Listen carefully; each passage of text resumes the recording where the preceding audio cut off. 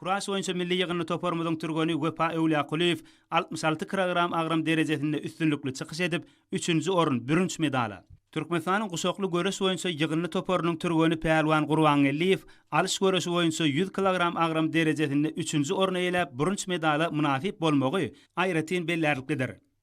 90 kilogram agramda çykyş eden ýylleşimiz Allaberdiýew ilkinji tutluşygyny Russiýaly turgan bilen geçirip Truvastan ustatlyk görkezip garşydaşyny arasda ýeňiş bilen tutdy.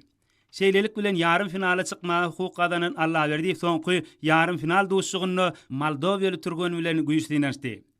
Ýylleşimiz bu tutluşygyny arasda utuk bilen ýeňiş kazandy. Şeýlelikde ýylleşimiz final tutluşygyna çykyp Özbegistanly turgan bilen görüşdi. Beýleki görüşlerini de aýdyň bolşy ýaly ýylleşimiz bu jemleýiji tutluşygyny da görnetin tapawutlanyp garşydaşyny arasda utuk bilen wagtyndan öň önemli ýeňiş kazanmagy başardy. Şeýlelikde mukaddes tugmady belinde galdyryp, watanymyzyň adabraýyny hasam şöhratlandyrmagy maksat edinýän ýaş watandaşlarymyz ýylleşlerimizi ýeňişleri bilen buýsandyrmagy başarýarlar.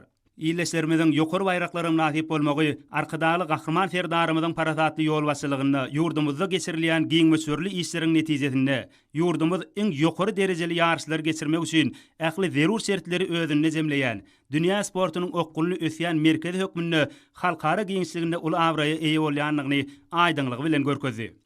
Turganlarymyzyň gazanyp bu üstünlükleri hormatly prezidentimiziň ýurdumyzda berk bedenli ruhy taýdan baýnesli kemale getirmäge, turganlar üçin ähli şertleň döredilmegine, milli sporty täze sepkitleri ýetirmek üçin olaň başlangyçlaryny höwüslendirmäge gönükdirilen döwlet siýasatynyň rowaçlyklary we senýanlygyny aýdyň görkezýär.